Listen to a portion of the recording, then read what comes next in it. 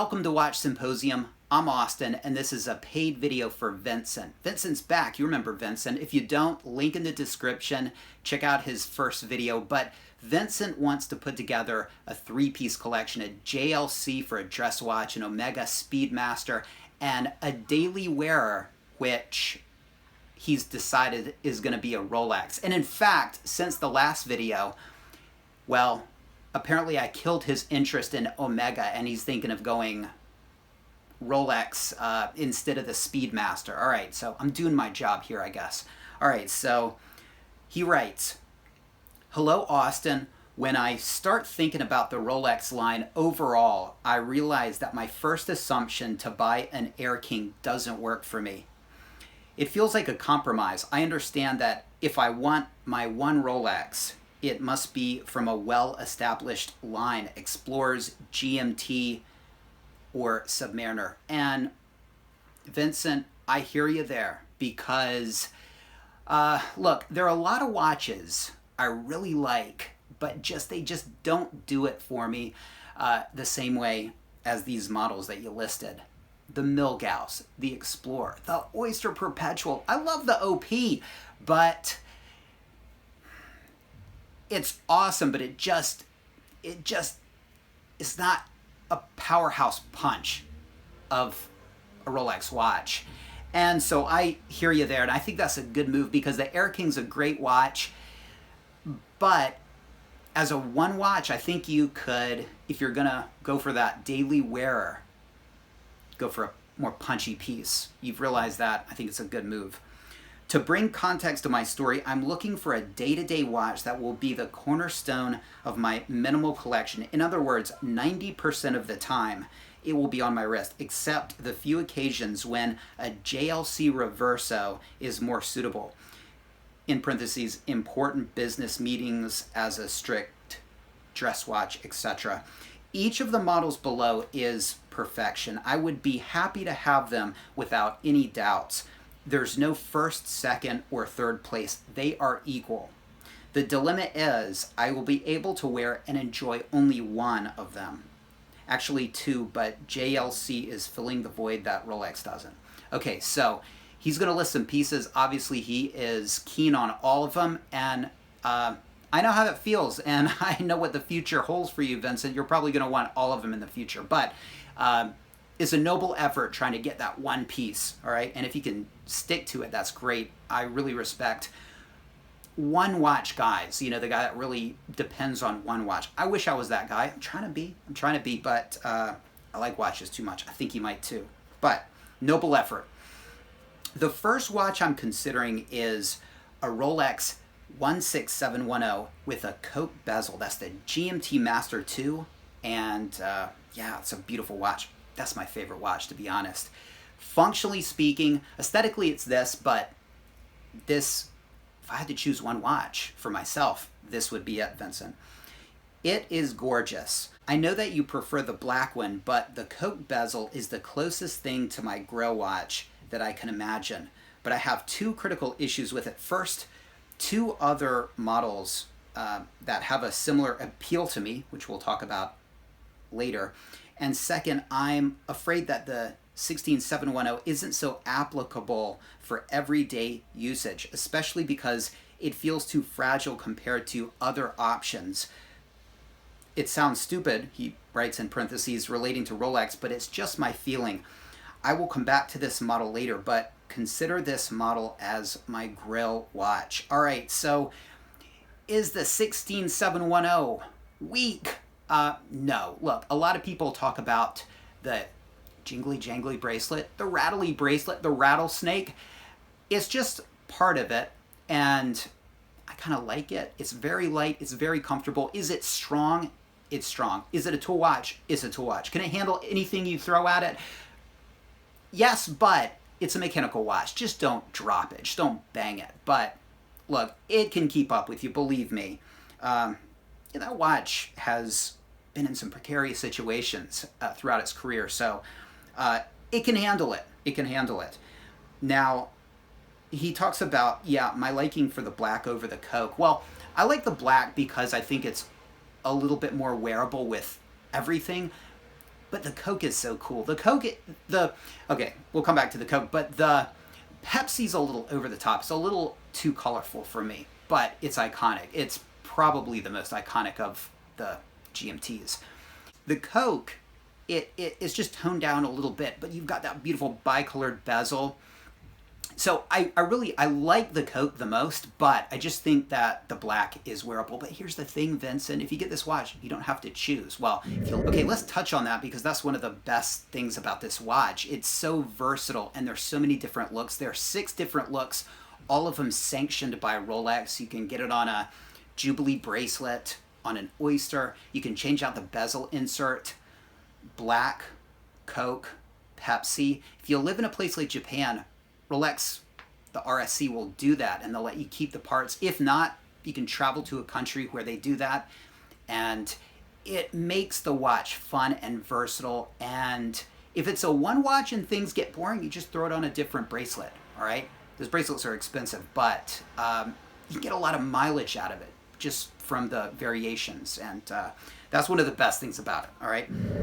The other 2 contenders are a Rolex Explorer 16570, that's the Explorer 2 in the 40mm case, or a 16570, that's the Explorer 2 in the 42mm case with black dials. All right, so he's not interested in the polar dials, he's interested in the black dials. Yes, I know that a white dial is more desirable, but the contrast between the light color bezel, black dial, and white gold hands make it incredibly versatile. It combines better with straps. Well, that's his opinion, but yeah, it is going to be a little bit more understated than the polar, and so probably better in more situations. The good thing about the version 16570, and that's the 40mm Explorer 2, it is everything like a GMT, but with benefits of a more practical bezel and subjectively better day-to-day look. All right, more practical bezel. Well, look, if you're gonna really be hard on the watch, I would say yes, I agree with you there. But as far as practicality, I mean, having the rotating bezel on the GMT-Master II is fantastic. You can time things, you can mark times, just like you can with this. I mean, it doesn't have the timer on the bezel, but you can mark train times, and you can do the same thing, all right, with that bezel as you can with this. That's an option not available on the static, non-rotatable Explorer 2 bezels. And that's why the GMT-Master II edges out the Explorer 2 for me, if I had to choose just one watch. Just, it's more functional, okay? And just forget about the fact that you don't even have to hack the crown to change a time zone. So super easy, and I think practicality lies with the GMT-Master II. Aesthetically, yeah, that's up to you. The Rolex 16570, that's the 42mm Explorer 2, is another watch that has a few things over the previous 2. First, I have a 7 3/4 inch wrist, so the 42mm can work better on me. Second, it is the most modern watch from the selection, so finding one in good condition isn't a challenge. And last, more important, it is the only watch in the current Rolex lineup that feels like a tool watch. Okay, totally disagree with you there, but all right, it's more modern. It's gonna have the more modern movement. It's gonna have the blue parachrome hairspring, so it's going to be a little bit more resistant to magnetization. But again, I've never had any problems with mine, and I've traveled all over the world with it. So, but yeah, I hear you, and it's probably going to be more tough. In theory, right? It should be. It's a more contemporary model. Therefore, I have 2 issues with it that are good or bad depending on how it feels when I try it on. First, okay, he's talking about a black dialed version, right? So he says black goo on the center on the maxi hands look at least controversial. Therefore, it makes sense for a tool watch. Okay, so what he's talking about is the black at the base of the hands on the black dialed version of the 42 millimeter Explorer 2. And this is something I've never noticed. And check out a 1655. That's the very first Explorer 2, and came only on a black dial. And it has the blackened base of the hands, and I've never even noticed it on that watch. But on the 42 millimeter, I don't think it looks as good. To me, it looks like the hands at the base are wrapped in electrical tape, especially the 24-hour hand. So that's not a plus for me. It doesn't seem like it's a plus for him. Is it something you could get over? I guess, but it's just interesting, something I've never noticed before. And the Polar version doesn't have that. So, all right. The second thing is the orange GMT hand on the original Explorer was red. Yeah, the 1655 apparently was red, and it faded. And so all of them are orange now. Some of them are actually white, albino 1655s. But yeah, we always picture it as orange, and even the current iteration is sort of orange. That's interesting they didn't go back to red. It's because it's in the collective consciousness that 1655 24-hour hand as a orange hand. All right, interesting, because the 16570 the shaft is red. So yeah, kind of interesting. So he continues, it became orange over time. Yes, it faded to orange, and then it became orange because they started making it in orange. Yeah, exactly, with the current version. So it feels like a homage. All right, so the 42 millimeter Explorer 2, is it a homage? Well, I mean, it's not a homage. Does it feel like a homage? Does it look like a homage? I wouldn't go that far. You know, it's a modern iteration that pays tribute, I guess you could say, to the 1655 by incorporating some of the elements. And that wouldn't bother me. What would bother me more, or what I would concentrate more on, is which hand style do you like more? Do you like the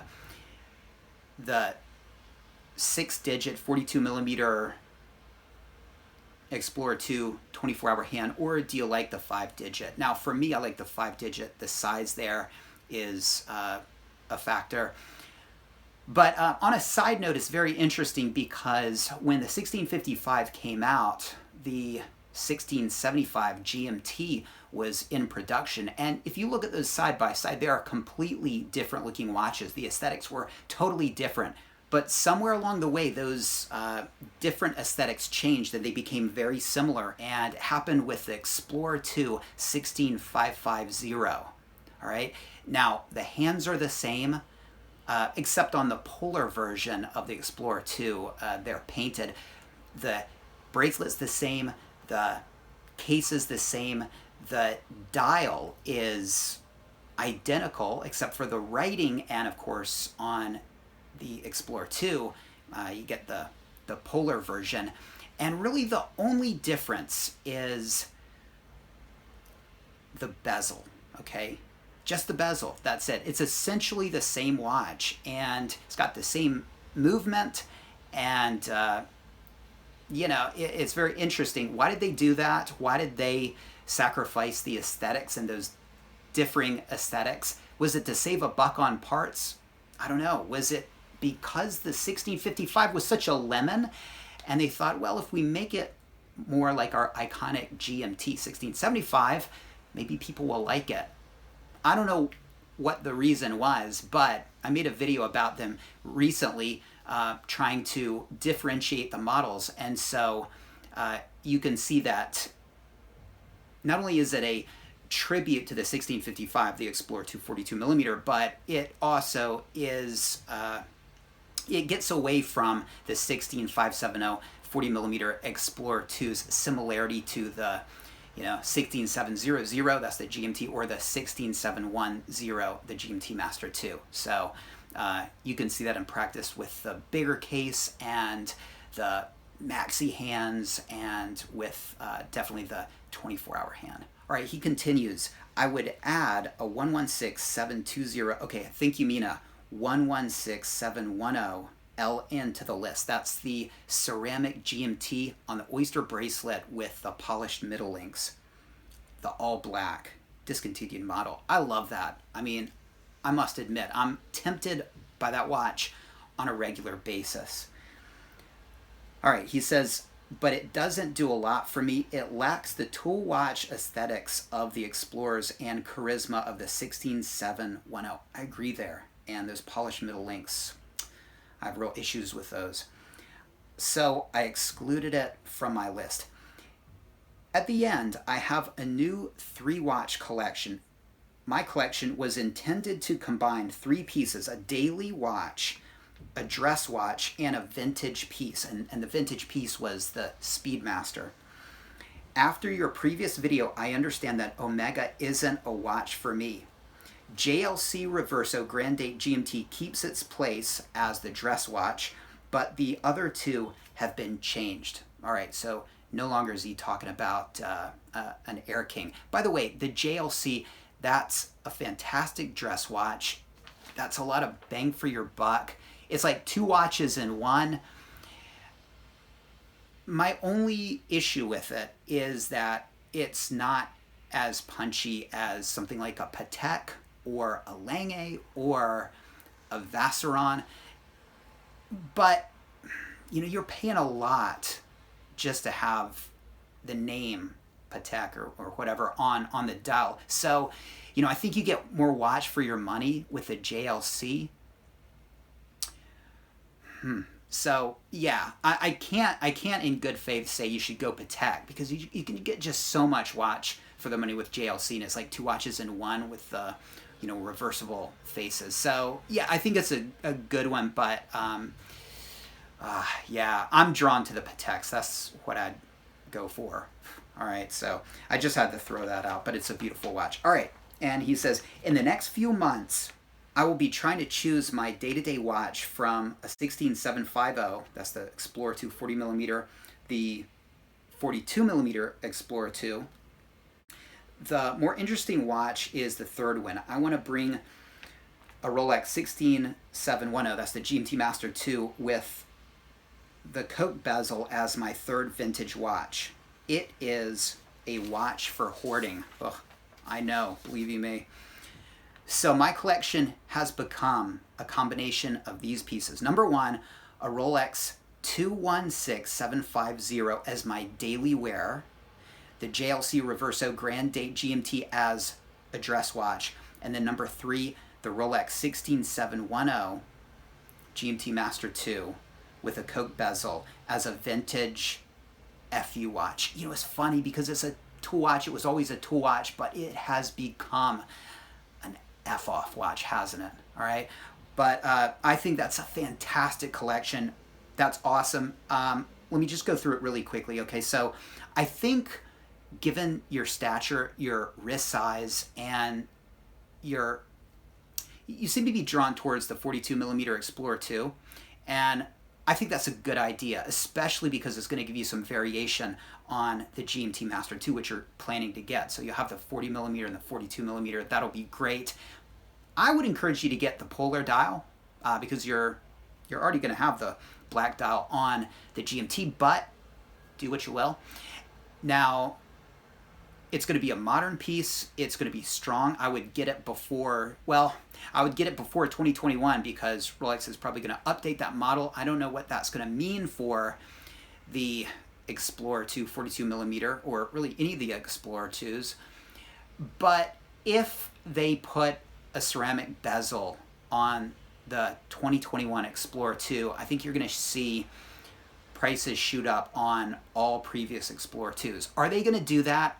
I would be really surprised. Why? Because it would make it too much like a Daytona. And again, they want to differentiate their models. So I would bet money they're not going to do that. But if they do, it's going to mean only good things for the value of these metal bezeled Explorer 2s. So yeah, you might, on the other hand, want to hold off and see what they do, because you might like the newer version more, although good luck getting one, right?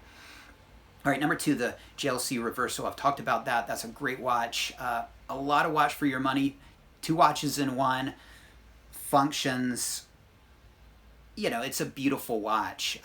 Is it as punchy as a Patek or a VC or a Lange? No, but you know, it's very cost effective as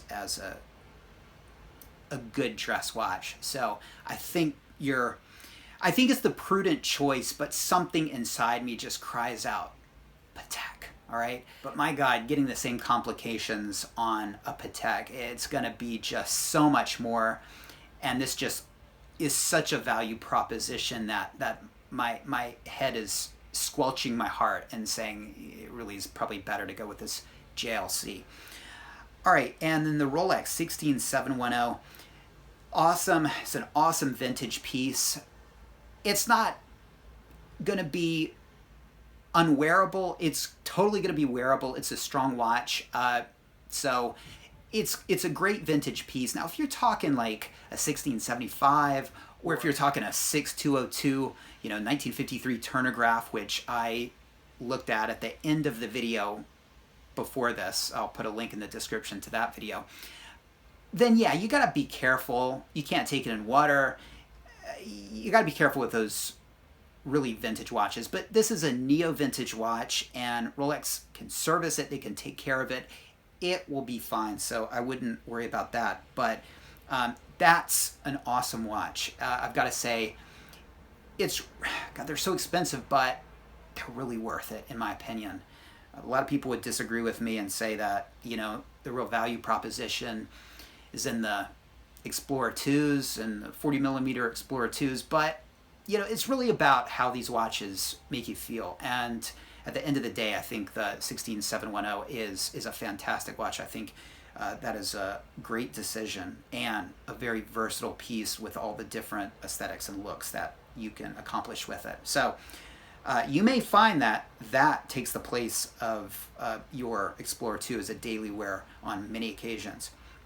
In general, I've made up my mind, but I'm interested to hear your opinion about my thought process. I will be grateful for any corrections or adjustments from your side. I think it's a fantastic plan. I think it's a great collection, great pieces, you know, all iconic pieces, all beautiful. I would just say that I would consider the Polar 42mm Explorer 2 over the black dial, just because it's going to give you a different aesthetic. But again, you're making that your daily wear, so I can understand why you might want the black dial. I think it might be a little bit more versatile. Yeah, my only thing, I would just say, you know, something about the JLC makes me think it could be better. It could be a better collection. How could it be better? A Patek. All right, that would be a fantastic collection. The two Rolexes and a Patek. It wouldn't get much better than that. But again, that ain't no value proposition. All right, so I must point that out. Great decisions here. Okay, these are great decisions. Now, a lot of people would say, you've got two GMT function watches. Are you sure you want to do that? Why don't you go for a sub as your daily wearer? Okay, and look, a 6-digit sub would make a lot of sense, okay? And so I think this is a fantastic collection. I think you know yourself best. If it was me and I had the money to do it, I probably would go ceramic date sub for the daily wear, a Patek as the dress watch, and the 16710 as the vintage, which you can get all the bezel inserts and the bracelets and stuff. But look, I don't want to be too critical, but after all, that's what he paid me for. Look, you know your needs, and I think this is fantastic. So totally support this, and I think it's a much better collection than when you first came to me. All right, guys, well, let me know what you think. Was this good advice? Do you think this is a better collection than he was envisioning before in the first video? Vincent, thanks for the question. If you want to know how you can have a custom video made for you, check out the information in the description of this video. Thanks for watching. I'll see you next time.